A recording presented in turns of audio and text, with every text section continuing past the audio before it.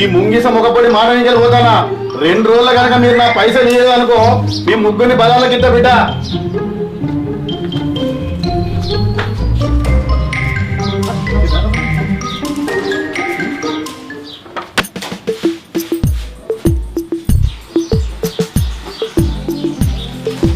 మహాలక్ష్మి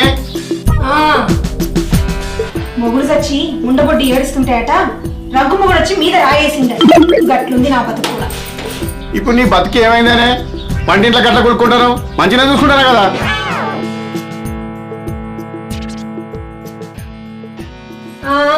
ఏమైందా? బయటికి పోయి ఆ పక్కింటోని పెళ్ళాన్ని చూడిపో ఎట్లుందో. ఇంత అందమైన పిల్లలు నాకుండగా పక్కింటోటి పిల్లల్ని చూడాల్సిన కర్మ నాకేం పట్టిందే. ఇంట్లో ఉన్న పెళ్ళానికి దిక్కు లేదు గాని పక్కింటోని పెళ్ళాన్ని చూస్తాడంట. సాల్తీ నీ సంబరం. నేనన్నది అది కాదు. మరి ఏంటిదే ఆ చెప్పేదేదో డొంక తిరుగుడు లేకుండా చక్క